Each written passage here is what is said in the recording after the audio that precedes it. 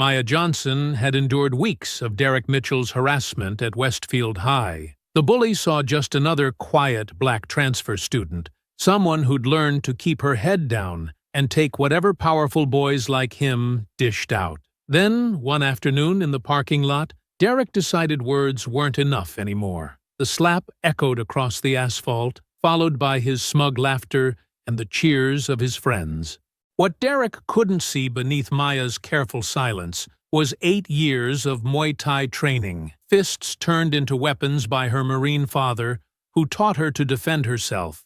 Derek thought she was weak. He was wrong, and Maya Johnson was about to teach him exactly what happened when predators fatally underestimated their prey. Before we go any further, comment where in the world you are watching from, and make sure to subscribe, because tomorrow's story is one you don't want to miss.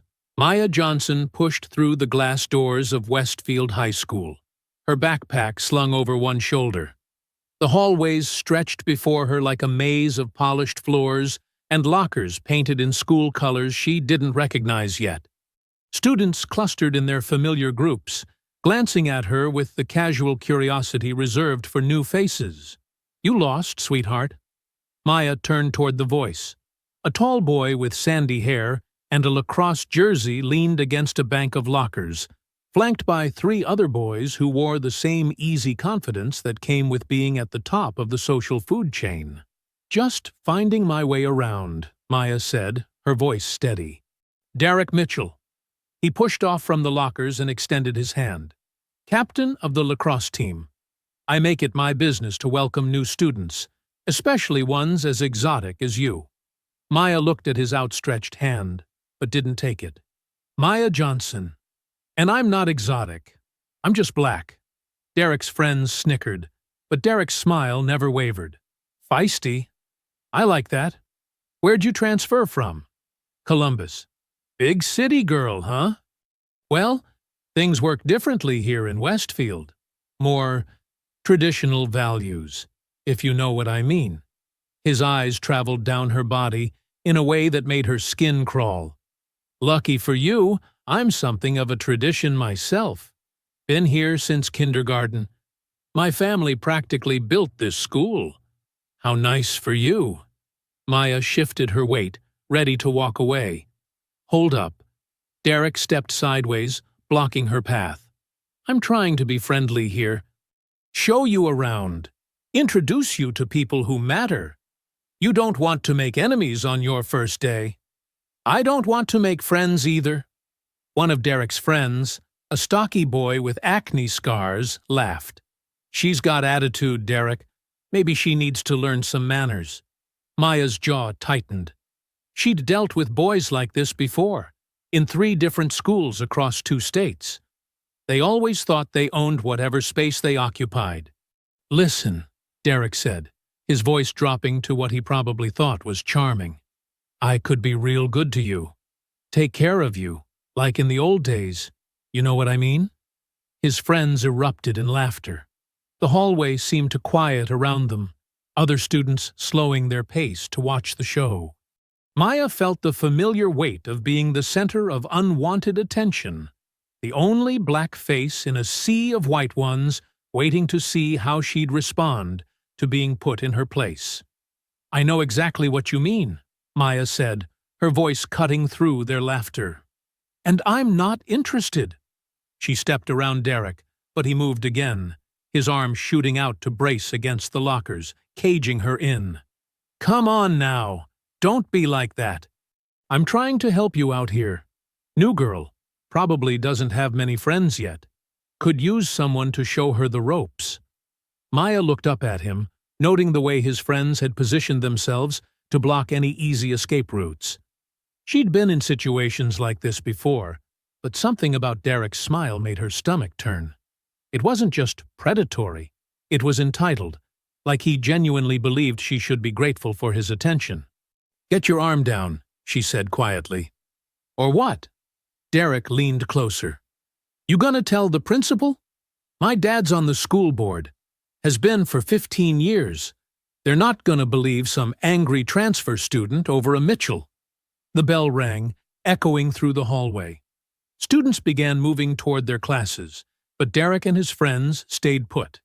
"This conversation isn't over," Derek said, finally lowering his arm. "Welcome to Westfield, Maya Johnson. Hope you enjoy your stay." As they walked away, Maya heard one of them say, "She's gonna be fun to break in." Maya stood there for a moment, watching them disappear into the crowd. She'd transferred schools 6 times in 4 years because of her mother's job, and she'd learned to read situations quickly. This wasn't just typical teenage posturing. This was something darker. She pulled out her class schedule and started walking toward her first period. Other students gave her a wide berth now, their eyes curious but careful not to linger too long.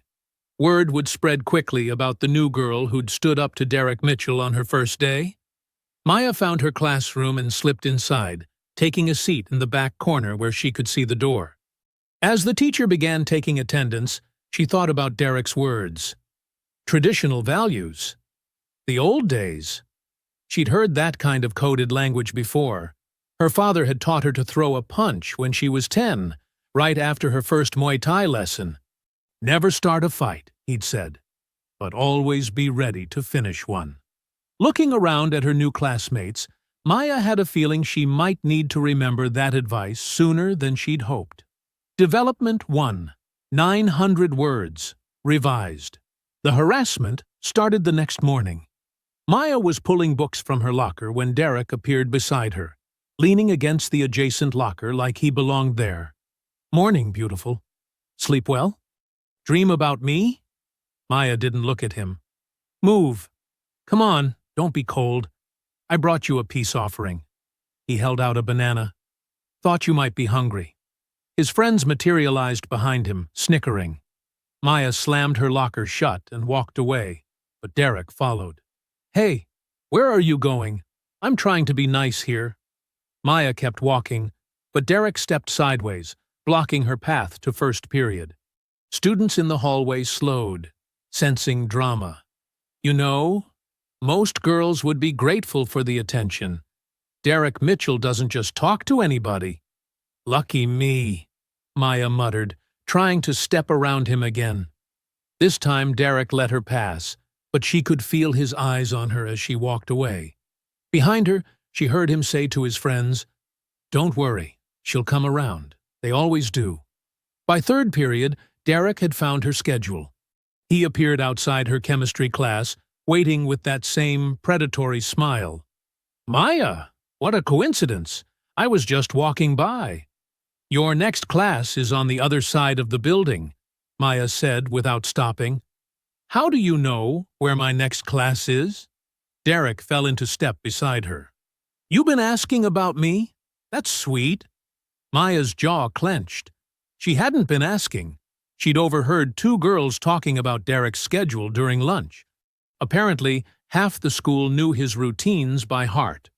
"Look, I get it," Derek continued. "You're playing hard to get. It's cute. But you should know I always get what I want." Maya stopped walking. "What makes you think I'm something you can get?" Derek's smile faltered for just a moment before returning full force. "Everything's for sale, sweetheart. Just got to find the right price." The next day, Derek was waiting by her car in the parking lot after school. Maya had borrowed her mother's Honda for the day. Nothing fancy, but Derek ran his hand along the hood like he was appraising it. "Nice ride. Little beat up, but it's got character. Like its owner. Get away from my car." "Relax. I'm not gonna hurt it. Just admiring." He moved to block her path to the driver's door. "You know, I could give you rides to school. My Mustang's a lot nicer than this thing. I don't need rides from you. What do you need then? Money? I got plenty. My dad owns 3 car dealerships." Derek stepped closer. "Or maybe you need protection. This school can be rough for outsiders." Maya felt her hands curl into fists. "Is that a threat?" "Just facts. Things happen to people who don't fit in. Accidents. Misunderstandings." Derek's voice dropped lower. "But stick with me, and nobody'll bother you." Maya unlocked her car and got in, but Derek grabbed the door before she could close it. "Think about it," he said. "I'll make it worth your while."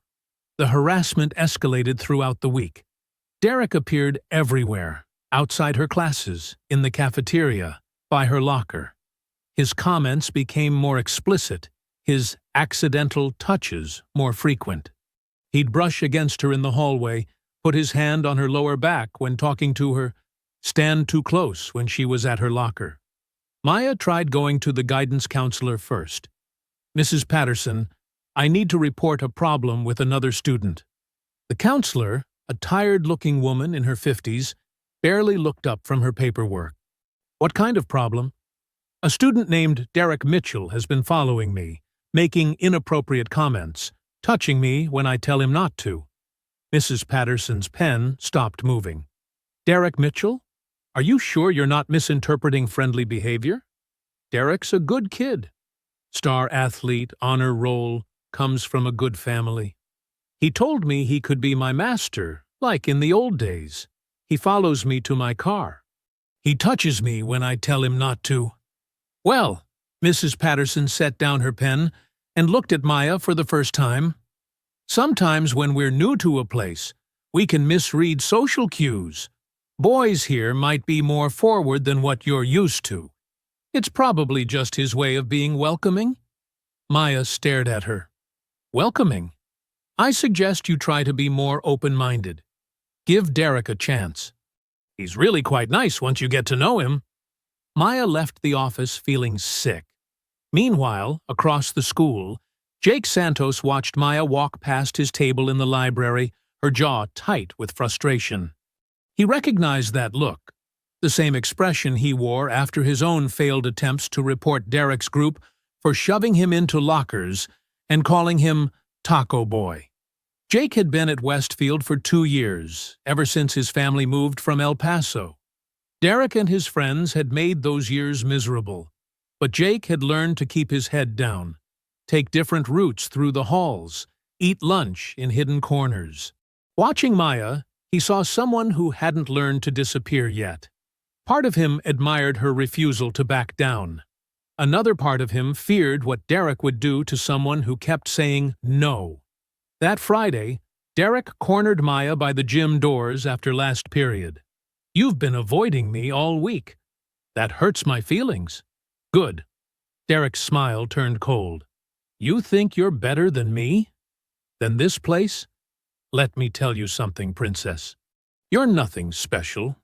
Just another what?" Maya stepped closer, her voice dangerous. Derek's eyes gleamed. "You know what? Don't make me say it." Maya felt something snap inside her chest. "Say it. I dare you." For a moment, Derek looked like he might actually do it. Then his smile returned, but it didn't reach his eyes. "Soon," he said quietly. "Real soon, you're gonna learn your place." Monday morning, Derek huddled with his friends by the trophy case, a wicked grin spreading across his face. "Today's the day, boys. Little Miss Attitude is about to learn her place." "What you got planned?" asked Tyler, the stocky one with acne scars. "Public humiliation. Gonna make her beg for my attention in front of everyone." Derek's eyes gleamed. "She thinks she's too good for me? Wait till she sees what happens to girls who don't show proper respect." "Dude, you're gonna get in trouble," said Connor, the tall, lanky one. "For what? Flirting? My dad's on the school board, remember? Besides, it'll just look like playful banter to anyone watching." Derek cracked his knuckles. "Time to break this filly in." His friends exchanged glances, but said nothing. They'd seen Derek's playful banter before. Derek spotted Maya at her locker and straightened his shoulders. "Show time." "There's my girl," Derek announced loudly, striding up with his usual entourage. "Miss me over the weekend?" "I'm not your girl," Maya said without turning around. "Come on, don't be shy.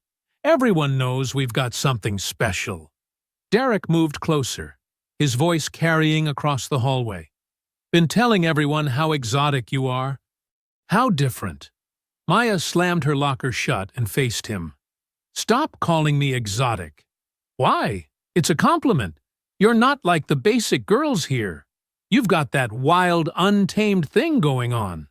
Derek's friends laughed, and Maya noticed more students gathering to watch. Like a beautiful animal that needs to be broken in. The hallway went quiet.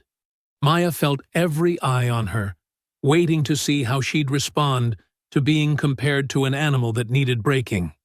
You want to know what's wild and untamed? Maya's voice was steady, but her hands were shaking with rage. Your breath. When's the last time you brushed your teeth? Or showered? You smell like a locker room that's been closed up all summer. Derek's smile faltered. Hey now. And speaking of basic, let's talk about your personality. You've got the depth of a puddle and the intelligence of a brick. The only reason girls talk to you is because daddy's money buys you fake friends and a fake reputation. Derek's face was turning red. His friends shifted uncomfortably. Your idea of flirting is calling girls exotic animals and talking about the old days like you're some plantation owner. News flash. Those days are over, and they're not coming back. You're just a scared little boy who can't handle being told no. Maya stepped closer, her voice rising. You think you're intimidating? You think you're special? You're nothing. You're a walking cliché with a trust fund and daddy issues. The most interesting thing about you is your car. And that's only because someone else designed it. The crowd had grown larger, phones coming out to record. Derek's face was now crimson. And one more thing, Maya said, her voice cutting through the silence. I wouldn't date you if you were the last boy on Earth. I have standards, and you don't even register on the scale. Derek stood there for a moment, his mouth opening and closing like a fish. The laughter from earlier had died completely. Students were looking at him with expressions ranging from shock to barely concealed amusement. Derek felt the humiliation burning through his chest, like acid. This wasn't how it was supposed to go. She was supposed to break, not fight back. His friends were staring at him, waiting to see what he'd do. You think you're funny? Derek forced a laugh that sounded more like a bark. You think this is over? You just made the biggest mistake of your life. Maya turned to walk away, but Derek's voice followed her. Nobody talks to me like that. Nobody! The rest of the day, Derek seethed. Every whisper in the hallway felt like mockery. Every glance felt like judgment. By lunch, the video of Maya's verbal destruction had spread through the school like wildfire. She got you good, man, Tyler said, trying to lighten the mood. But hey, at least, shut up, Derek snapped. Just shut up. Derek barely heard his afternoon classes. All he could think about was Maya's voice, cutting through him like a blade. The way students had looked at him afterward. The way some had actually smiled. By the time school ended, Derek's humiliation had curdled into rage. We're gonna fix this, he told his friends as they headed to the parking lot. All of us. She wants to play tough. Let's see how tough she really is. Maya was walking to her car when they caught up with her. Going somewhere? Derek asked. We're not done talking. Yes, we are. Maya kept walking toward her car. No, we're not. Derek grabbed her arm and spun her around. You embarrassed me in front of the whole school. Made me look like a fool. You didn't need my help with that. Derek's grip tightened. You think you're so smart? So tough? Let me show you what happens to girls who don't know their place. Maya looked down at his hand on her arm, then back up at his face. Let go of me. Or what? Let go of me now. Derek laughed, but there was no humor in it. You're gonna learn some respect. His hand shot out and slapped her rear hard enough that the sound echoed across the parking lot. His friends burst into laughter, and Derek grinned, feeling like he'd finally regained control. There we go. Much better. For a moment, everything was still. Derek was smiling, his friends were laughing, and a few students who'd been heading to their cars had stopped to watch. Maya stood frozen for a heartbeat. Then she turned around slowly, and something in her expression made Derek's smile waver. "Big mistake," she said quietly. Derek opened his mouth to respond, but Maya's right hook caught him square in the jaw before he could speak. The crack of impact was audible 20 feet away. Derek's eyes rolled back, and he crumpled to the asphalt like a sack of wet concrete. His friends stared in shock for half a second before rushing forward. Tyler swung first, but Maya ducked under his punch and drove her knee into his solar plexus. He doubled over, gasping. Connor grabbed for her arms, trying to restrain her. Maya spun out of his grip and caught him with an elbow to the ribs that sent him staggering backward. The third friend, Brad, smaller but quicker, managed to land a glancing blow to her shoulder before Maya's roundhouse kick caught him in the stomach and dropped him to his knees. The whole fight lasted less than 30 seconds. Maya stood over Derek's unconscious form, her chest heaving. Around the parking lot, students had their phones out, recording everything. Some were cheering, others looked terrified. "Maya Johnson!" Security guards were running toward them, radios crackling. Maya didn't resist as they grabbed her arms, but she kept her eyes on Derek's motionless body. "Someone call an ambulance!" one of the guards shouted. As they led Maya away, she heard another student say, "Holy crap! Did you see that?" She destroyed them. Derek was starting to stir, blood trickling from his mouth. His friends were slowly getting to their feet, clutching their injuries. The war had officially begun. Principal Anderson's office felt like a courtroom. Maya sat in the hard plastic chair, her mother beside her, while Anderson shuffled through papers with the urgency of someone trying to avoid eye contact. 5 days suspension, Anderson announced without looking up. Maya initiated physical violence against 4 students, resulting in 1 concussion and multiple injuries.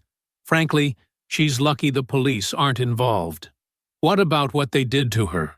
Maya's mother, Lisa Johnson, leaned forward in her chair. "That boy put his hands on my daughter inappropriately." According to witness statements, Derek was simply talking to Maya when she became violent. Anderson finally looked up, his expression carefully neutral.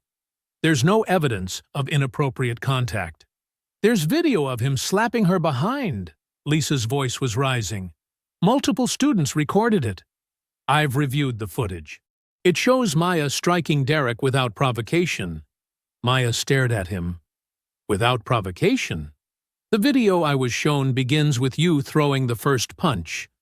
Whatever happened before that is hearsay." Lisa stood up. "This is unbelievable. So Derek gets no punishment at all." Derek and his friends were victims of an unprovoked attack.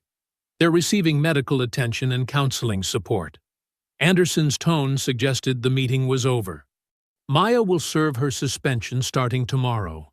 When she returns, any further incidents will result in expulsion and possible criminal charges. In the hallway outside the office, Maya's hands were shaking with rage. "They edited the video. Cut out everything before I hit him." "I know, baby." Lisa put her arm around her daughter. "We'll figure this out."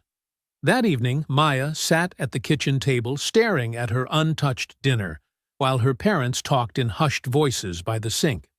Her father, Marcus Johnson, had been silent since Lisa explained what happened at school. Finally, Marcus sat down across from Maya. "Tell me exactly what happened." "Every detail." Maya recounted the weeks of harassment, Derek's escalating behavior, the useless meeting with the counselor, and finally, the parking lot confrontation. Marcus listened without interrupting, his jaw getting tighter with each detail. "You did the right thing," he said quietly when she finished. "Marcus," Lisa warned from the kitchen. "No, Lisa. She did exactly what she should have done." Marcus looked at Maya directly. "When someone puts their hands on you like that, after you've told them to stop, you have every right to defend yourself. But I'm the one who got suspended. Because the system protects boys like Derek. Always has. Marcus's voice carried the weight of his own experiences. But here's what they don't understand. You didn't just defend yourself. You sent a message to every other predator in that school. Maya felt tears threatening. It doesn't matter. Nothing changed. Everything changed.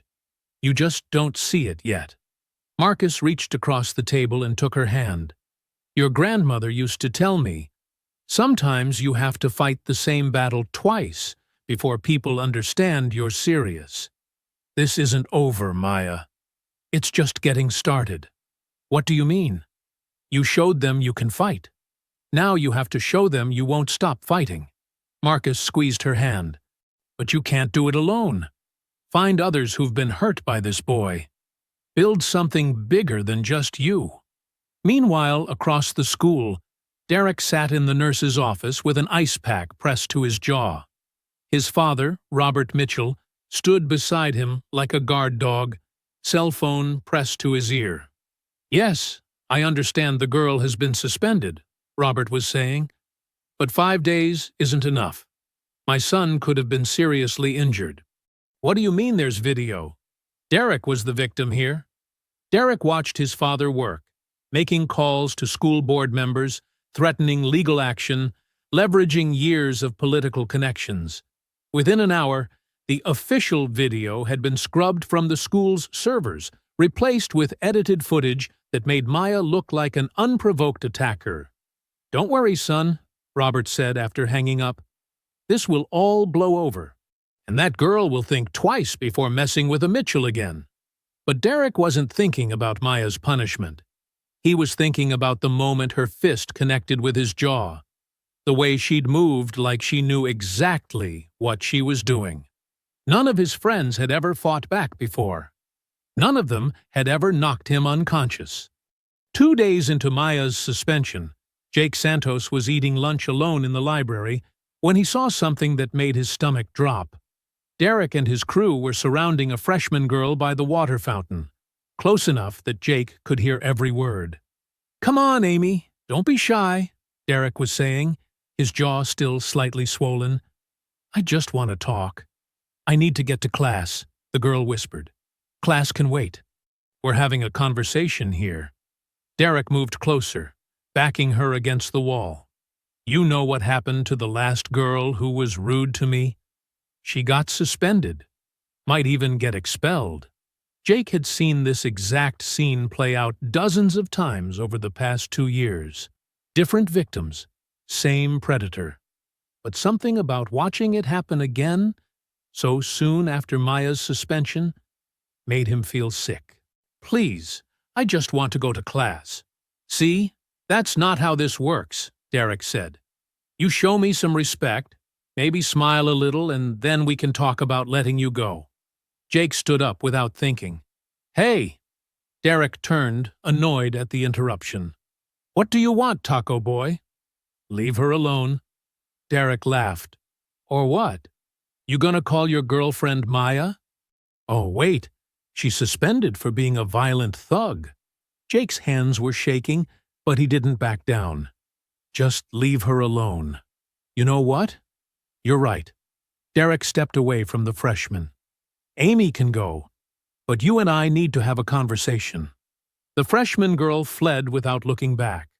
Derek's friends moved to surround Jake, who suddenly realized he'd made a terrible mistake. You think because Maya sucker-punched me, that makes you tough too? Derek grabbed Jake by the shirt and slammed him against the lockers. Let me explain something to you. That girl got lucky. It won't happen again. Jake tried to pull away, but Derek's grip tightened. And if I hear about you running your mouth to anyone about what just happened, you're gonna wish you'd stayed in whatever border town you crawled out of. That afternoon, Jake walked home with a split lip and a black eye, Derek's threats echoing in his head. But he also walked home with something else, a phone number he'd copied from the substitute teacher's desk. Maya answered on the second ring. Maya? This is Jake Santos. We don't really know each other, but we need to talk. What happened to your voice? You sound like you've been crying. Jake touched his swollen lip. Derek happened. Look, I know you're suspended, but when you get back, we need to meet. There are others.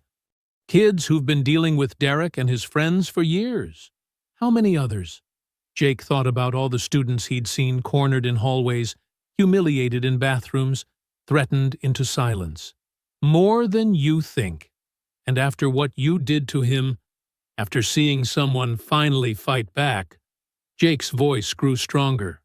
People are ready to listen. Maya was quiet for a long moment, remembering her father's words about building something bigger. Where do you want to meet? Behind the gym. First day you're back. We'll figure out what comes next. After hanging up, Jake stared at his reflection in his bedroom mirror. For the first time in 2 years, he didn't look away from the bruises. Instead, he started making a list of names. Every kid he'd seen Derek's group target. Every student who'd been too scared to speak up. The war was about to get bigger. Maya's first day back at Westfield felt like walking into enemy territory. Students stared as she passed, some with admiration, others with fear. Word had spread about her suspension, but so had whispers about Derek's continued behavior while she was gone. Behind the gym, Jake Santos waited with 3 other students Maya didn't recognize. His split lip had healed, but the black eye was still fading to yellow around the edges. You came, Jake said, relief evident in his voice. You said there were others. Maya looked at the small group. This them? A thin girl with short brown hair stepped forward. I'm Emma Rodriguez. Derek and his friends cornered me in the bathroom last month. Called me names, threatened to flush my head in the toilet if I told anyone. Marcus Washington, said a tall black sophomore.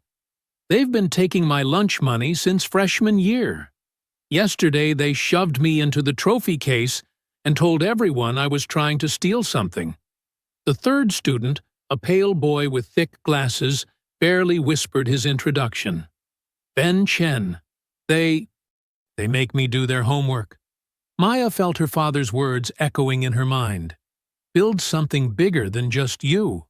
How many others? She asked. Jake pulled out a folded piece of paper. I've been making a list. Kids who've been targeted. Kids who've been threatened. Kids who just keep their heads down because they're scared. He handed her the paper. There are at least 20 names here, and that's just the ones I know about. Maya unfolded the list and scanned the names. Some she recognized from classes. Others were complete strangers. They can't suspend all of us. That's what I was thinking, Jake said. But we need a plan. We can't just start throwing punches randomly. Emma spoke up, her voice stronger now. What if we don't throw the first punch? What if we just don't run away anymore? What do you mean? Ben asked. I mean, when they corner you, you stand your ground. When they try to intimidate you, you don't back down. When they put their hands on you, Emma looked at Maya. You defend yourself. Maya nodded slowly. My dad taught me some things. Basic self-defense. I could show you.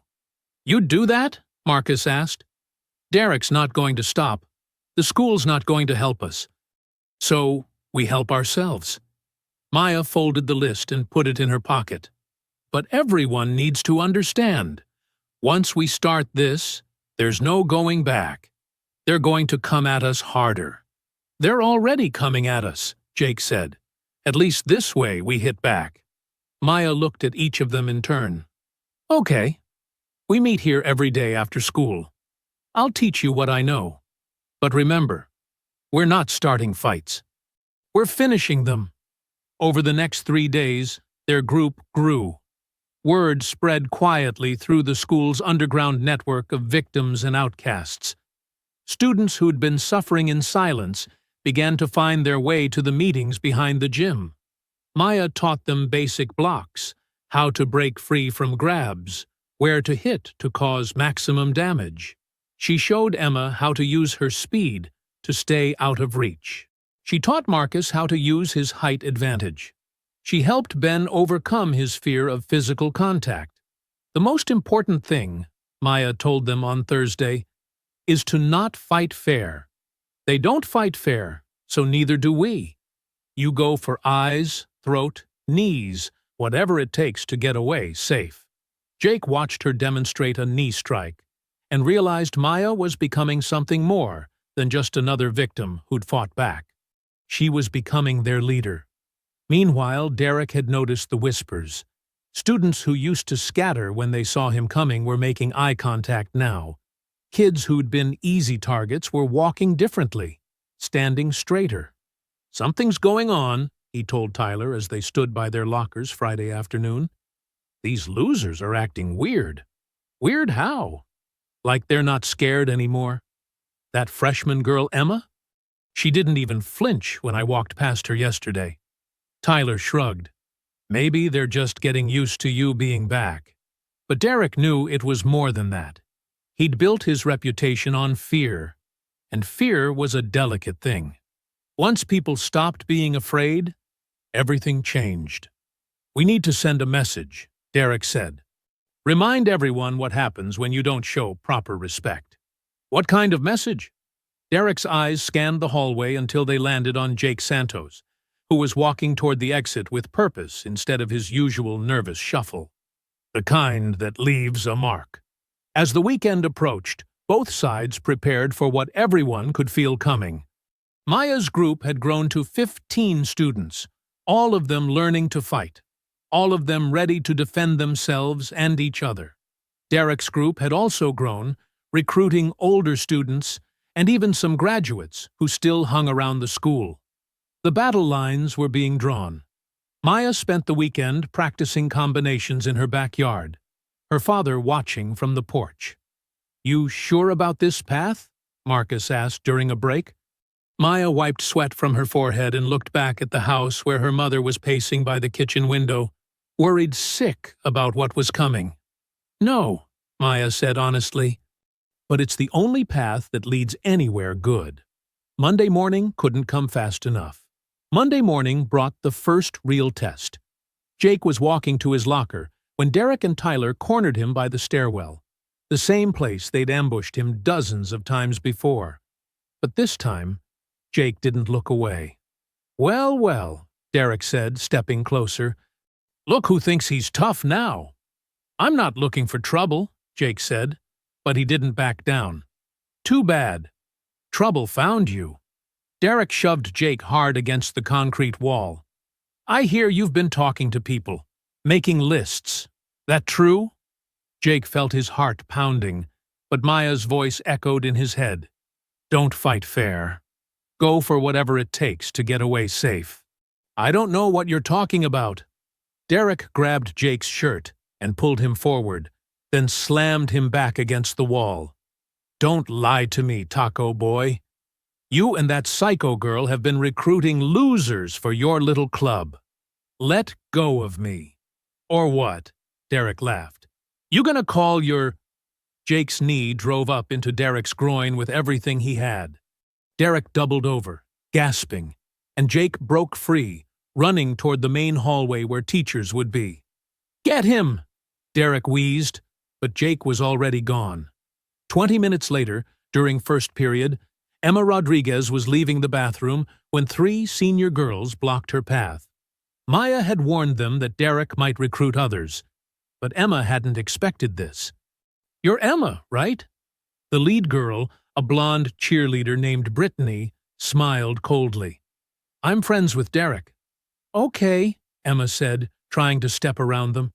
"Not so fast." Brittany moved to block her again. "Derek told me you've been spreading lies about him. That's not very nice." "I haven't said anything that isn't true." "See, that's the problem. Truth is relative." Brittany stepped closer. "And Derek's family has been good to this school. Your family? Nobody even knows who you are." Emma felt the familiar fear creeping up her throat, but then she remembered Maya's words about standing your ground. "Move," Emma said firmly. "Excuse me?" "I said move. I need to get to class." Brittany's smile disappeared. "You little—" Emma didn't wait for her to finish. She pushed past Brittany with enough force to send the cheerleader stumbling backward into the sink. "You're going to regret this," Brittany called as Emma walked away. By lunch, word had spread about both incidents. Maya sat with her growing group in a corner of the cafeteria, watching Derek's table across the room. "They're recruiting," Marcus said quietly. "I saw Derek talking to some of the football players during PE." "How many?" Maya asked. "Maybe 6 or 7. Big guys." Ben looked terrified. "What if they come after us all at once?" "Then we stick together," Maya said. "Nobody walks alone. Buddy system everywhere." Across the cafeteria, Derek was indeed building his own army. His jaw still ached from Jake's knee, and the humiliation burned worse than the physical pain. "I want them isolated," Derek told the football players he'd recruited. "Pick them off one by one. Show the rest of the school what happens when you mess with us." "What about the girl?" asked Chad, a senior linebacker. "The one who started all this?" Derek's eyes found Maya across the room. She was sitting with her back to the wall, positioned so she could see the entire cafeteria. Smart. Save her for last. Let her watch her little army fall apart first. After school, Maya's group had barely started their training session behind the gym when Principal Anderson appeared with 2 security guards. "This gathering is unauthorized," Anderson announced. "You're all to disperse immediately." "We're not doing anything wrong," Maya said. "We're just talking. Reports indicate you've been teaching students to fight.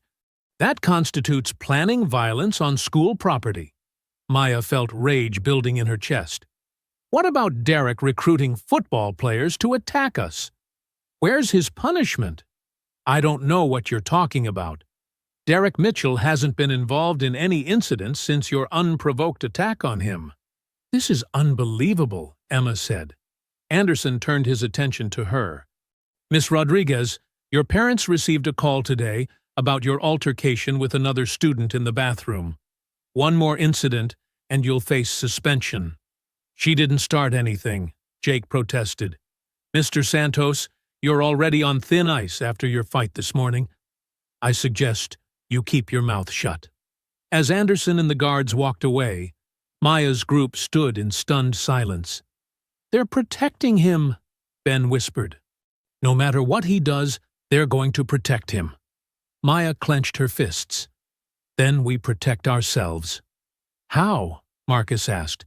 "They'll suspend us for breathing wrong, but Derek can do whatever he wants." Maya looked at her friends, because that's what they'd become, united by shared trauma and determination. Her father's words came back to her. "Sometimes you have to fight the same battle twice before people understand you're serious." "We make it impossible to ignore," she said quietly. "We make it so big, so public, that they can't cover it up anymore." "What are you thinking?" Jake asked. Maya's smile was sharp as a blade. "War." Tuesday after school, Maya stood before 23 students gathered in the abandoned maintenance shed behind the football field. Word had spread through underground networks: the outcasts, the bullied, the forgotten. They'd found a new meeting place after being banned from school property. "I know you're all scared," Maya began, her voice carrying across the cramped space. "I know, because I was scared too. Scared of Derek. Scared of his friends. Scared of a system that protects predators and punishes victims." The group listened in silence. Some sat on overturned crates. Others leaned against rusted equipment. All of them bore the invisible scars of Derek's reign of terror. But yesterday something changed. Jake fought back. Emma fought back. They stood up to bullies who thought they owned this school. Maya's voice grew stronger. "And you know what happened? The bullies got hurt. The bullies got scared. For the first time in years, they felt what we've been feeling every single day." "What if they expel us?" Ben asked, his voice barely above a whisper. "What if they don't?" Maya shot back. "What if we keep taking their abuse until we graduate? What happens to the kids who come after us?" Do we just leave them to suffer like we did? Silence filled the shed. Maya could see the internal struggle on every face, the war between fear and hope, between self-preservation and justice. My dad told me something, Maya continued. He said, sometimes you have to fight the same battle twice before people understand you're serious. Well, I'm done fighting alone. We all are. A junior named Terrell, who'd been quiet until now, spoke up. My little sister starts here next year. She's tiny, barely 5 feet tall. If Derek's still here when she arrives, his hands clenched into fists. I can't let that happen. Then don't, Maya said simply. Help us stop it. How? Emma asked. They've got the administration, they've got their parents' money, they've got everything. They don't have numbers, Jake said, standing up. There are more of us than there are of them. There always have been. Maya nodded. The only reason Derek has power is because we gave it to him, because we scattered when he showed up, because we suffered in silence, because we let him pick us off one by one. She walked to the center of the group. No more. From now on, when Derek or his friends approach any of us, we don't run, we don't hide. We stand together, and we fight back. What if someone gets seriously hurt? A sophomore girl asked. Maya's expression hardened. People are already getting hurt. Every day. The difference is now Derek's going to hurt too. Across town, Derek sat in his bedroom, nursing a bag of ice against his groin, while his father paced angrily. This is getting out of hand, Robert Mitchell said. First, that Johnson girl attacks you. Now other students are getting aggressive. The school needs to crack down harder. It's fine, Dad. I can handle a few losers. This isn't about what you can handle. This is about respect, about maintaining order. Robert stopped pacing and looked at his son. Maybe it's time to involve the police, file assault charges against some of these kids. Derek considered this. The idea of watching Maya get arrested had definite appeal, but something about it felt like admitting defeat, like he couldn't handle his own battles. Not yet, Derek said. Give me a few more days. Back at the shed, Maya was wrapping up her speech. I won't lie to you. This is going to get worse before it gets better. They're going to try to break us, to make us afraid again. Some of you might get suspended or expelled. Some of you might get hurt. The group exchanged nervous glances, but nobody left. But here's what I know for sure, Maya continued, her voice rising with passion. We're already hurt. We're already broken. We're already afraid. The only difference is now we're going to make them feel it too. She looked around the room, making eye contact with each person. Anyone who wants to leave can go right now. No judgment, no hard feelings. But if you stay, you're committed. We protect each other, we fight for each other, and we don't stop until Derek and his friends are finished. Ben Chen stood up slowly, his hands shaking but his voice steady. I'm tired of being afraid. One by one, others stood. Emma, Marcus, Terrell, Jake, until all 23 students were on their feet. Then let's make them afraid instead, Maya said. As the group dispersed into the evening darkness, Maya felt the weight of leadership settling on her shoulders. These weren't just fellow victims anymore. They were soldiers in a war she'd started. And wars, she was beginning to understand, always had casualties. The question was whether she could live with the ones that were coming. Wednesday morning erupted into chaos. Derek's football recruits struck first, cornering Ben Chen in the bathroom before first period. But this time, Ben wasn't alone. Marcus and 2 other students burst through the door just as the attack began. "Get off him!" Marcus shouted, throwing himself at the nearest football player. The bathroom became a war zone. Fists flew, bodies slammed against tile walls, and the sound of fighting echoed through the hallways. Other students gathered outside, some filming, others running to get teachers.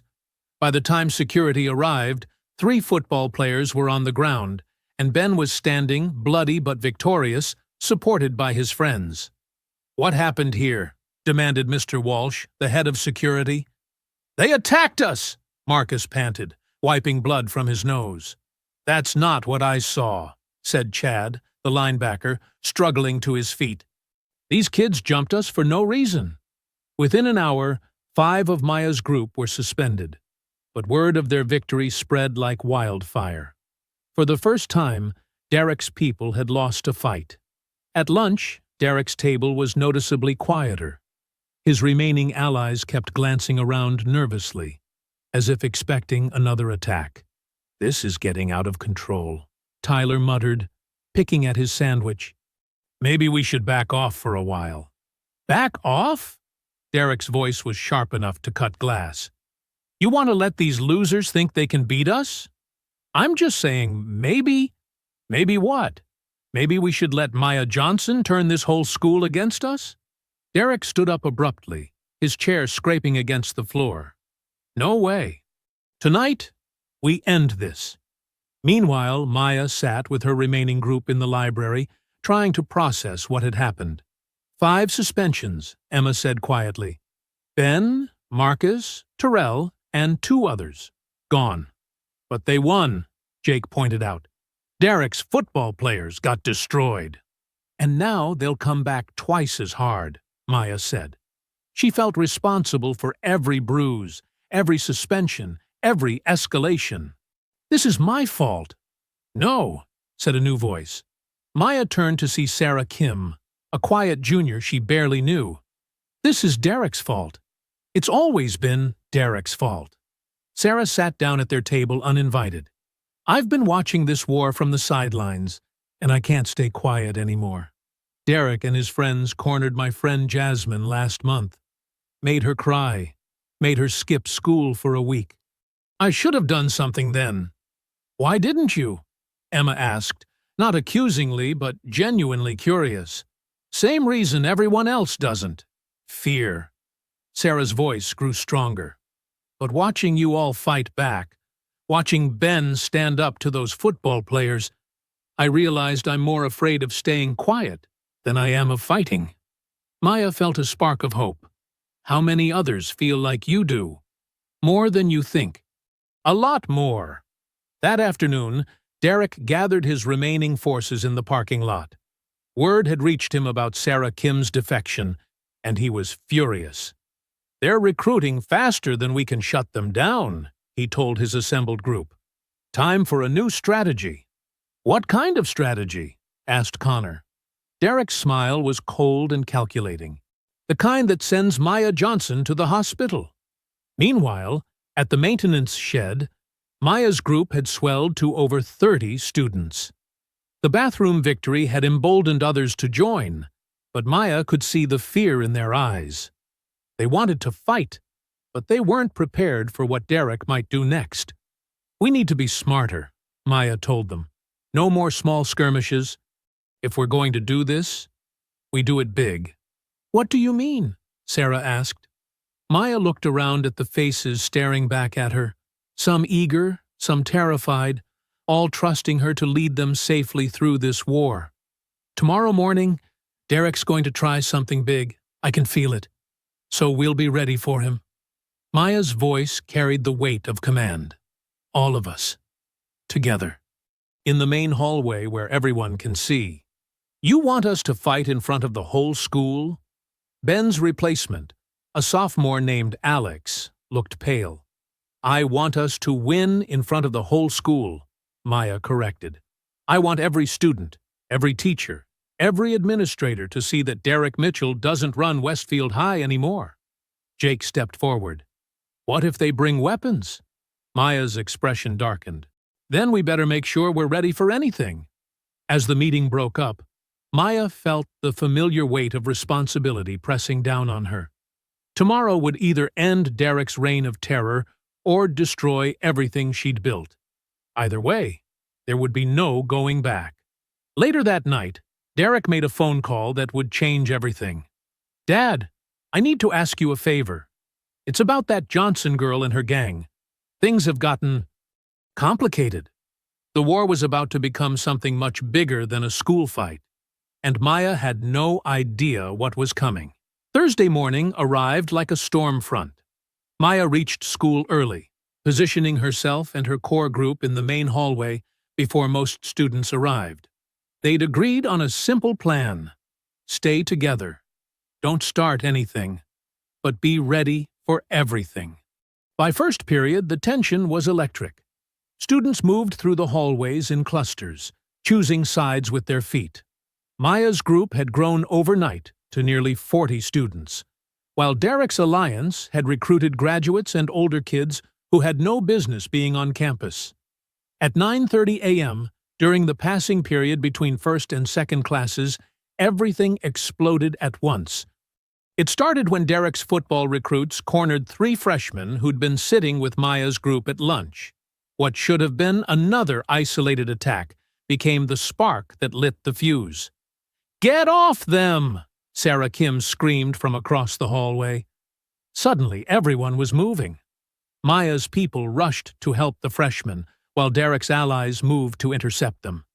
Within seconds, the main hallway erupted into complete chaos. Bodies slammed into lockers, textbooks flew through the air, and the sound of fighting echoed off the walls. Students who weren't involved pressed themselves against classroom doors, some screaming, others pulling out phones to record. Maya found herself fighting 2 seniors at once, using the confined space of the hallway to her advantage. She kicked one into the trophy case, sending glass exploding across the floor, then spun to catch the second with an elbow to the jaw. Across the hall, Jake was grappling with Tyler while Emma and 3 other girls had Brittany pinned against the wall. The cheerleader was scratching and biting like a wild animal, screaming obscenities that would have gotten her expelled if anyone in authority actually cared. "This is insane!" Ben shouted over the noise as he ducked a thrown textbook. More students poured out of classrooms, some to join the fight, others just to watch. The riot was spreading beyond the original combatants as onlookers got pulled into the violence. Derek appeared through the crowd, his face twisted with rage. "Maya, this ends now!" But before he could reach her, a fire alarm began blaring. Someone had pulled it during the chaos, and now sprinklers were activating throughout the building. Water rained down on the fighting students, making the floors slippery and dangerous. Several people went down hard on the wet tile, but the fighting continued. "Everyone, stop!" A teacher's voice cut through the noise, but nobody was listening anymore. Maya slipped on the wet floor and went down, immediately rolling to avoid a kick from one of Derek's recruits. She swept his legs and sent him crashing into a group of lockers. The riot had taken on a life of its own. Students who'd never been involved in the original conflict were throwing punches, settling old scores, or just getting caught up in the violence. The careful battle lines Maya and Derek had drawn had dissolved into pure chaos. Through the sprinkler rain and the screaming, Maya caught sight of Principal Anderson standing at the far end of the hallway with a phone pressed to his ear. His face was pale as he spoke rapidly to whoever was on the other end. "We need immediate assistance," she heard him say. "Multiple fights, property damage, complete loss of control." Maya realized this was exactly what Derek's father had been waiting for. An excuse to bring in outside force to crush her movement permanently. A window shattered as someone was thrown against it. Glass joined the water on the floor, making footing even more treacherous. Several students were bleeding now, though whether from punches or cuts from the debris, Maya couldn't tell. "Maya!" Jake appeared beside her, his shirt torn and his lips split. "We need to get out of here." "No!" Maya shouted back over the noise. "We can't run now!" But even as she said it, Maya could see they were losing control. This wasn't the disciplined resistance she'd planned. It was a brawl that was getting more dangerous by the minute. Derek emerged from the crowd again, water streaming down his face, his eyes wild with something between fury and panic. "Look what you've done!" he screamed at Maya. "You've destroyed everything!" I've exposed everything, Maya screamed back. Around them, the riot continued to spread. More windows broke, lockers were torn open, and the sprinkler system was flooding the entire first floor. The sound of sirens could be heard in the distance, growing louder. Maya looked around at the chaos she'd helped create. Students fighting, bleeding, screaming, water everywhere, glass crunching underfoot. This wasn't justice. This wasn't victory. This was exactly what Derek's father needed to justify whatever he had planned. But it was too late to stop now. The war had escalated beyond anyone's control, and the real battle was about to begin. The sirens were getting closer.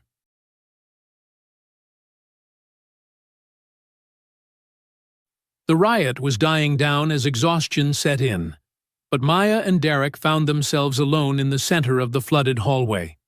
Other students had either fled or collapsed against the walls, watching through the sprinkler rain as the two leaders faced each other. "You and me," Derek panted, wiping blood from his mouth. "No friends, no backup. Just us." Maya circled him slowly, her sneakers splashing in the ankle-deep water. "Fine by me." They'd been building to this moment for weeks. All the harassment, the humiliation, the violence had led to this final confrontation. Around them, the broken glass and overturned lockers created an arena of destruction. Derek threw the first punch, a wild haymaker that Maya ducked easily. His boxing lessons hadn't prepared him for fighting in water while exhausted from a riot. Maya countered with a sharp jab to his ribs, then followed with a knee strike that caught him in the stomach. Derek doubled over, gasping. "Had enough?" Maya asked. "Just getting started," Derek wheezed, then lunged forward, tackling Maya around the waist. They went down hard into the flooded hallway, Derek's weight pinning Maya beneath the water. She struggled against his grip, feeling panic as water filled her nose and mouth. Maya drove her elbow into Derek's kidney, forcing him to release her. She rolled away and came up coughing, water streaming from her hair. "You think you're so tough?" Derek was back on his feet, his face twisted with rage. "You think you can just come to my school and change everything?" "It's not your school," Maya shot back. "It's not your kingdom. You're just another bully who's about to get what's coming to him." Derek charged again, but this time Maya was ready. She sidestepped and used his momentum against him, sending him crashing into the lockers. The impact echoed through the hallway. Meanwhile, outside the school, police cars surrounded the building. Officers in riot gear prepared to enter, but they weren't the only ones arriving. News vans pulled up as reporters caught wind of the massive fight at Westfield High. Parents were speeding toward the school after receiving emergency calls, and among them, Robert Mitchell sat in his Mercedes, a satisfied smile on his face as he spoke into his phone. "Yes, it's exactly what we discussed," he told the voice on the other end. "Gang violence, property damage, complete breakdown of order. Maya Johnson has turned a peaceful school into a war zone." But Robert wasn't the only parent making calls. Lisa Johnson was racing toward the school, her hands shaking as she dialed her husband's number. "Marcus, something's happened at Maya's school. There's been a fight. A big one. The police are there." "I'm on my way," came Marcus's voice through the speaker. Back inside, Maya and Derek continued their brutal fight. Derek had landed several good hits, and Maya's left eye was swelling shut. But Derek wasn't faring much better. His nose was clearly broken, and he was favoring his right side where Maya had repeatedly targeted his ribs. "You destroyed everything!" Derek screamed, throwing another wild punch. "This school was perfect before you came here." Maya blocked the punch and drove her fist into Derek's solar plexus. "Perfect for who? Perfect for you and your friends while everyone else suffered?" Derek staggered backward, his breathing labored. "My family built this place. We made it what it is. You made it a nightmare," Maya said, advancing on him. For kids like Jake, like Emma, like Ben. You made their lives hell because you could. Because they deserved it. Derek's voice cracked with desperation. Because that's how the world works. Some people matter, and some people don't. Maya's next punch caught Derek square in the jaw, the same spot where she'd first hit him weeks ago. This time, Derek stayed down, blood pooling beneath his face in the water. The sound of heavy boots echoed from the school entrance. The police had arrived. "Everyone on the ground! Hands behind your heads!" The commands boomed through the hallways as officers in riot gear flooded the building.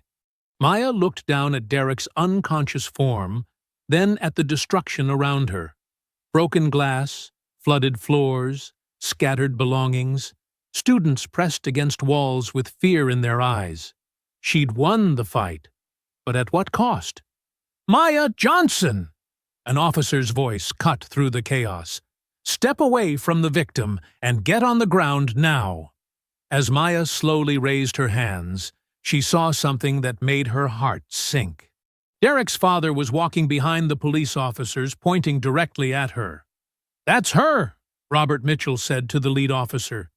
"That's the gang leader who organized all this violence." Maya realized she'd played right into their trap. The riot, the destruction, Derek unconscious on the ground. It all painted her as the aggressor, the violent criminal who'd terrorized a peaceful school. But as the handcuffs clicked around her wrists, Maya heard something that gave her hope.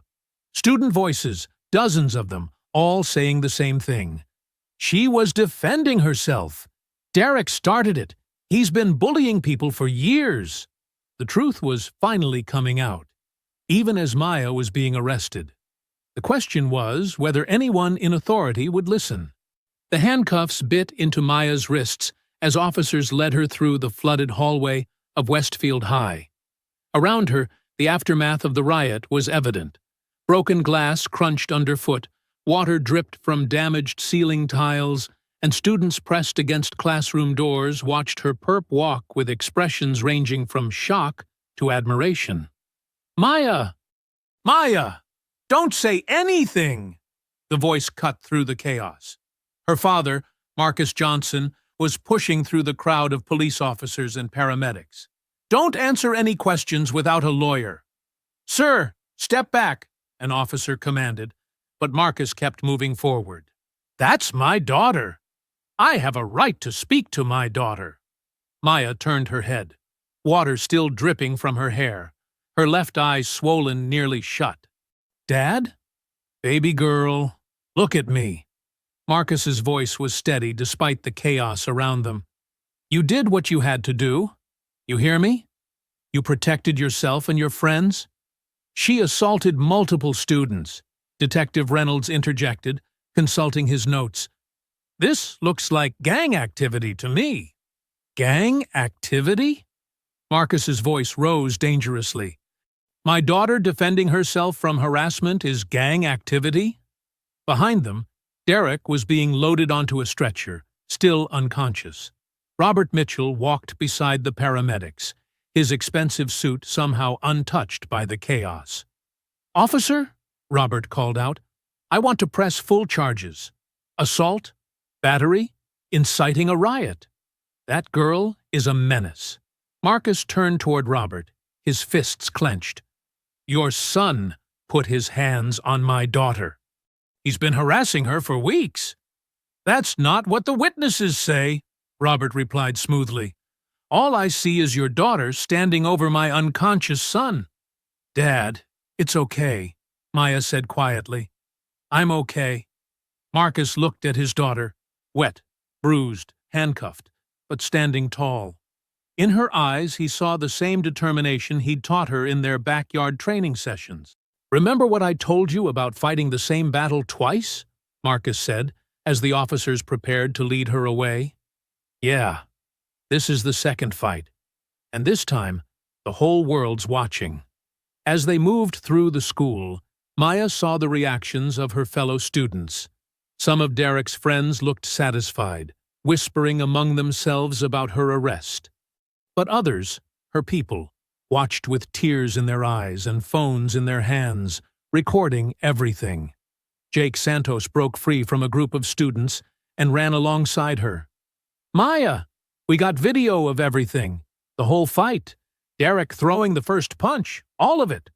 "Kid, get back," an officer warned.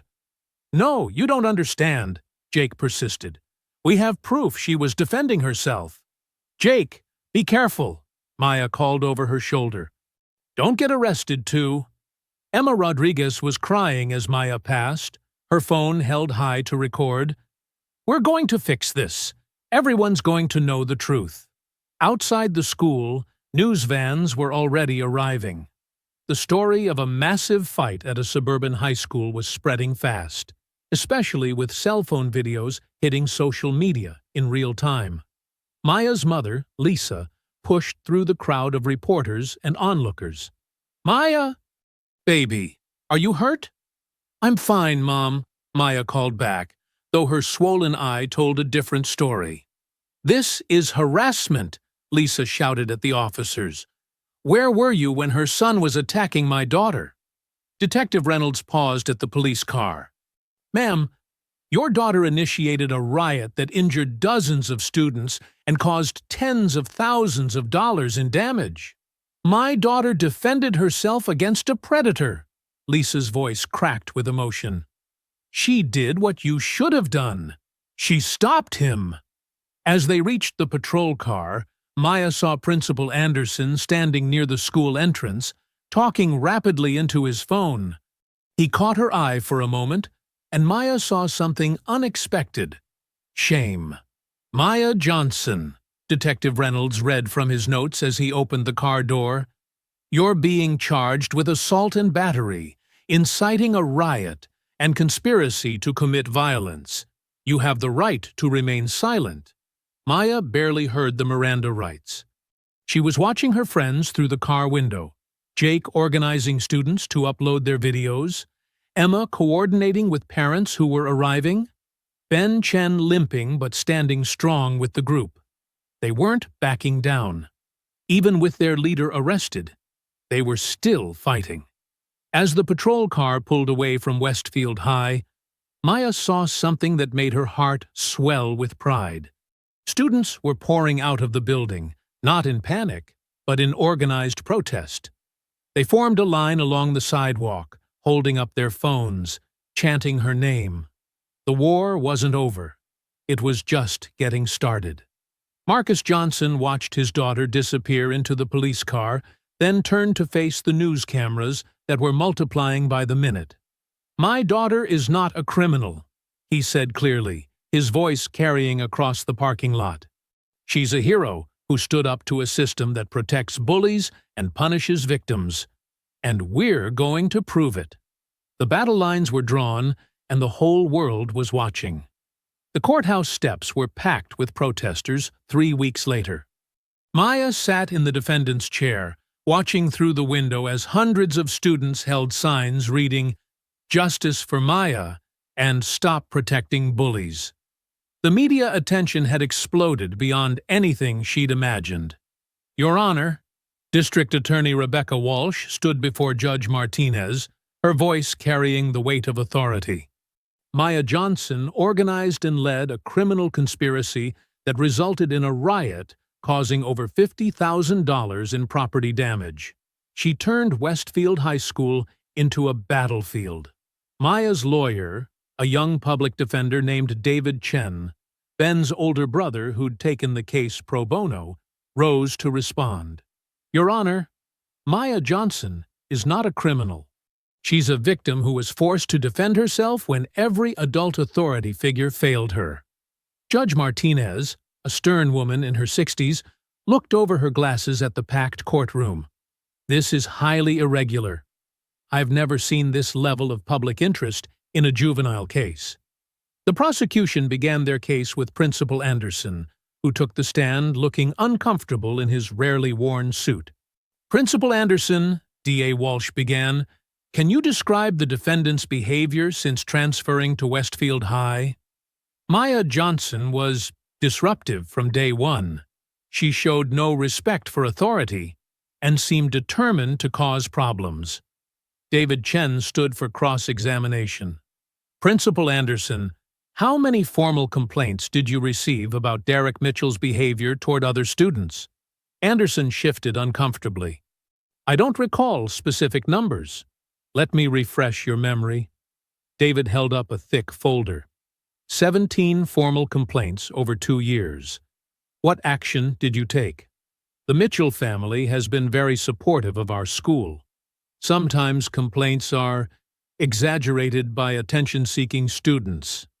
A murmur of anger rippled through the courtroom. Maya watched several of Derek's former victims lean forward in their seats. So you believed Derek Mitchell over multiple victims because his family donated money to the school? Objection, the prosecutor called. Sustained, Judge Martinez said. But her expression suggested she'd heard enough. The real bombshell came when David Chen called Jake Santos to the stand. Jake, 3 days ago, you discovered something on Derek Mitchell's social media accounts. Can you tell the court what you found? Jake's hands shook slightly as he spoke. I found videos and posts that Derek thought he'd deleted. They showed him planning attacks on students, bragging about harassment, and coordinating with his father to cover everything up. On the courtroom's display screen, a video began playing. It showed Derek and his friends in Derek's bedroom, planning their final assault on Maya's group. We'll make it look like she started everything, Derek's voice echoed through the silent courtroom. My dad's already talked to the cops. They'll arrest her and her gang, and everything goes back to normal. Gasps rippled through the audience. Robert Mitchell's face had gone pale in the front row. But the evidence wasn't finished. Jake had recovered months of deleted content.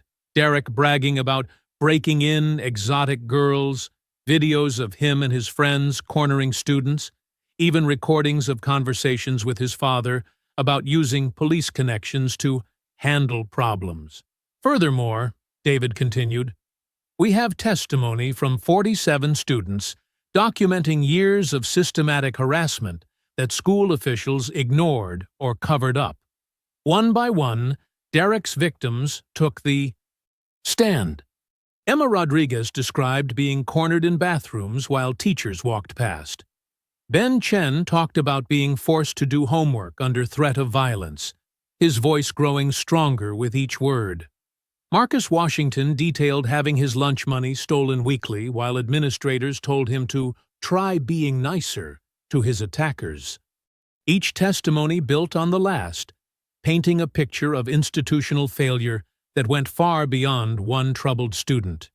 The turning point came when Derek himself took the stand. His lawyer had advised against it, but Robert Mitchell insisted his son testify to clear his name. Derek walked to the witness stand with his arm still in a sling, his face showing faded bruises from Maya's final punch.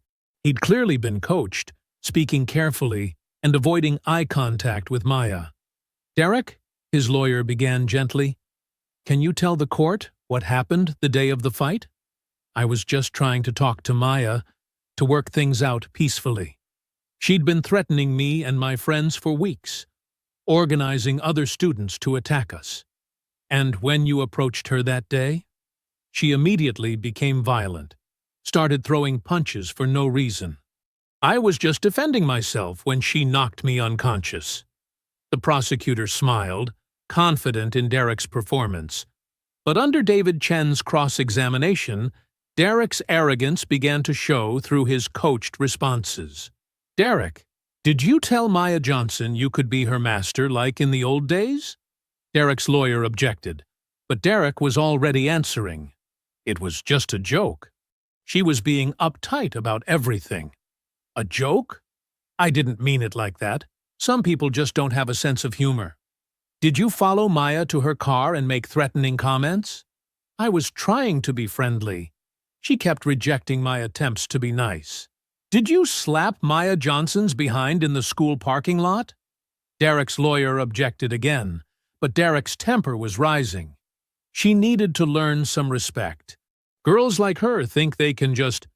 Girls like her? David interrupted. What do you mean by that? Derek realized his mistake too late. I mean, I just meant, you meant black girls, didn't you? You meant girls who don't submit to your harassment should be taught lessons? That's not what I said, but it's what you meant. Just like when you told your friends you were going to break in the exotic animal, correct? Derek's face flushed red. You're twisting my words. These are your words, Derek. Your deleted social media posts, your text messages, your own voice on video. David's voice rose with righteous anger. You targeted Maya Johnson because she was black, because she was new, and because you thought you could get away with it, like you had with dozens of other students. She was the violent one, Derek shouted, abandoning all pretense of calm. She's the one who brought gang violence to our school. Before she came, everything was peaceful. Peaceful for who, Derek? Peaceful for you while you terrorized other students? They deserved it, Derek's voice cracked with desperation. That's how the world works. Some people matter and some people don't. The courtroom erupted. Judge Martinez slammed her gavel repeatedly, calling for order. But Derek wasn't finished. My family built this town. We made that school what it is. Some little gangbanger doesn't get to come in and destroy everything we worked for. David Chen let the words hang in the air. Derek's true nature finally exposed for everyone to see. When order was restored, Judge Martinez's voice cut through the silence like a blade. I've heard enough. After reviewing all evidence and testimony, it's clear that Maya Johnson was defending herself against a pattern of harassment and assault that school officials not only ignored, but actively covered up. Her voice carried the weight of justice finally being served. All charges against Maya Johnson are dismissed. The courtroom exploded in cheers. Outside, the crowd of supporters erupted in celebration, their chants audible even through the courthouse walls. But Judge Martinez wasn't finished. Furthermore, I'm ordering a full investigation into the handling of bullying complaints at Westfield High School. Derek Mitchell will face charges for assault, harassment, and conspiracy. And I'm recommending that the state review the entire district's policies on student safety.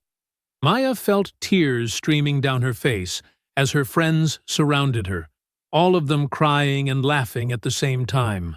Her parents engulfed her in a fierce hug, while reporters shouted questions and cameras flashed.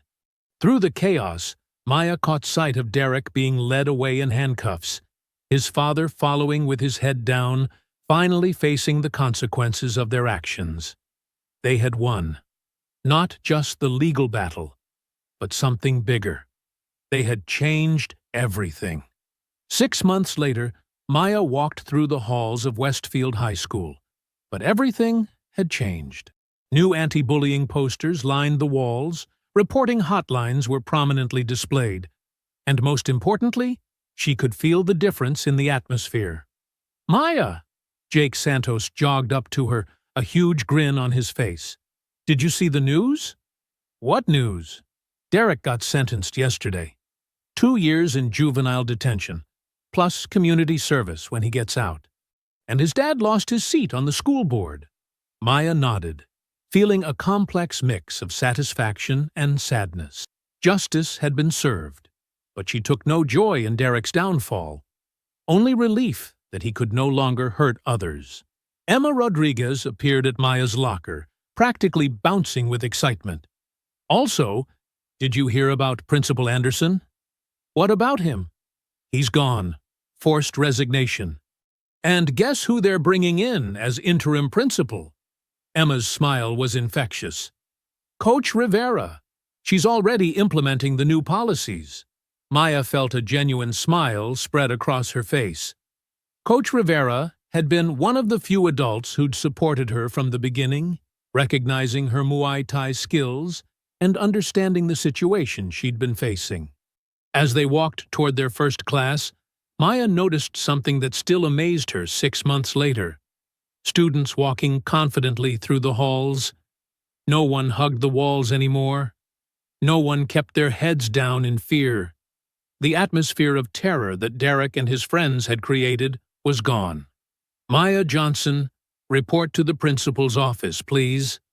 The announcement echoed through the hallway, but this time Maya wasn't worried. These calls had become routine since Coach Rivera took over. In the principal's office, Maya found an unexpected gathering. Coach Rivera sat behind the desk, but she wasn't alone. Ben Chen was there, along with Marcus Washington and several other students Maya didn't immediately recognize. "Maya, sit down," Coach Rivera said warmly. "I wanted you to meet some people." The unfamiliar students introduced themselves. They were from other schools across the state, all dealing with their own bullying situations.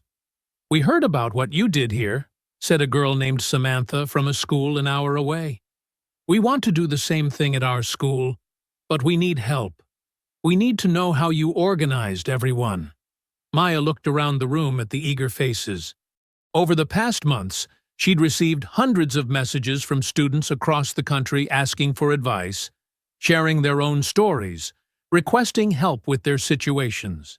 "The first thing you need to understand," Maya said carefully, "is that what happened here got really bad before it got better. People got hurt. I got arrested. It was a war, and wars have casualties." "But it worked," Ben said quietly. "Derek's gone, the administration changed, and bullying reports are actually being taken seriously now."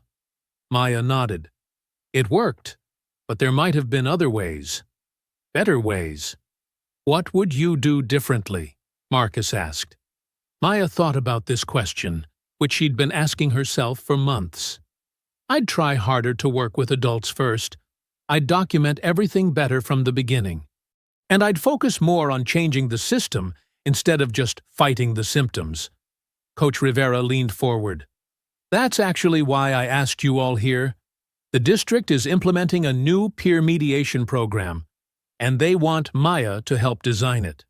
"Me? You've become something of an expert on student conflict resolution," Coach Rivera smiled. "Your case is being studied by school districts across the country. They want to learn from what happened here." The meeting continued for another hour, with Maya sharing strategies for organization, documentation, and building coalitions. As the students from other schools prepared to leave, Samantha approached Maya. "Thank you," she said simply. "You gave us hope." After everyone left, Maya found herself alone with Coach Rivera. "How are you really doing?" the coach asked. "All the attention, the speaking requests, the interviews. That's a lot for anyone to handle." Maya considered the question honestly. "Some days I feel like a hero. Other days I feel like I just got lucky that things worked out. And some days I wonder if I just made everything worse for a while." "The fact that you question yourself shows wisdom," Coach Rivera said. "Heroes in movies never doubt themselves. Real heroes always do. What happens now? I graduate in a few months. Now you get to decide what kind of person you want to be going forward. The Maya Johnson who fought Derek?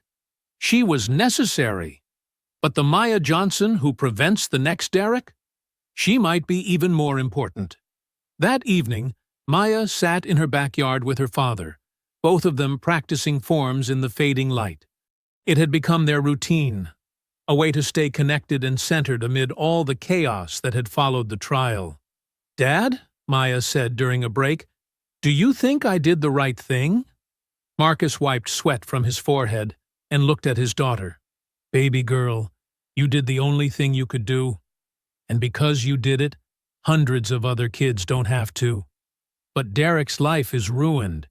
His friends got expelled. Even some innocent people got caught up in everything.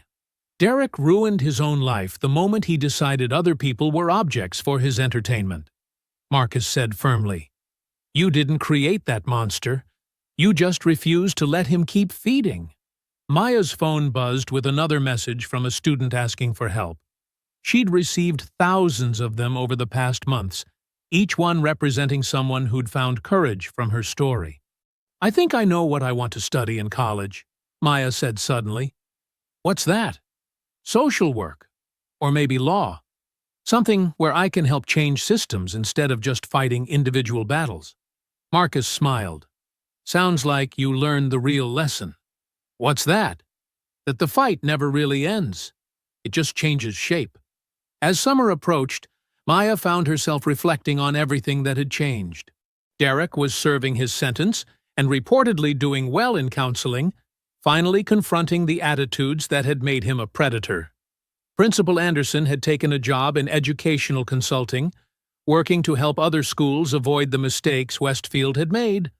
Most importantly, the students Derek had terrorized were thriving. Jake had been elected student body president. Emma was starting a peer counseling program. Ben had found his voice and was applying to debate programs for college. The ripple effects extended far beyond Westfield. Maya's story had inspired policy changes in dozens of school districts. The Maya Johnson Act was being debated in the state legislature, a bill requiring schools to have independent oversight for bullying complaints and real consequences for administrators who ignored them. On graduation day, Maya stood at the podium as valedictorian, looking out at her classmates and their families. "When I transferred to Westfield High 8 months ago," she began, "I just wanted to finish school quietly and move on with my life. I never wanted to become the center of a movement or the face of student activism." She paused, seeing Jake and Emma in the audience, both grinning broadly. "But sometimes life doesn't give you the choice to stay quiet. Sometimes the right thing to do is the hard thing, the scary thing, the thing that changes everything." Maya's voice grew stronger. "We learned that standing up to bullies isn't just about throwing punches. It's about refusing to accept injustice as normal. It's about protecting people who can't protect themselves. And it's about believing that change is possible, even when the whole system seems designed to prevent it." The audience erupted in applause as Maya concluded her speech. In the crowd, she saw her parents beaming with pride, Coach Rivera nodding approvingly, and dozens of students whose lives had been changed by the events of the past year. As Maya walked across the stage to receive her diploma, she thought about Derek, hoping he was finding his own path to redemption. She thought about all the students who'd contacted her for help, and the responsibility she felt to continue fighting for them. But mostly, she thought about the future, college, law school, and a lifetime of work to ensure that what happened at Westfield would never happen again. The war was over, but the real work was just beginning. I hope you enjoyed that story. Please like the video and subscribe so that you do not miss out on the next one. In the meantime, I have handpicked 2 stories for you that I think you will enjoy. Have a great day.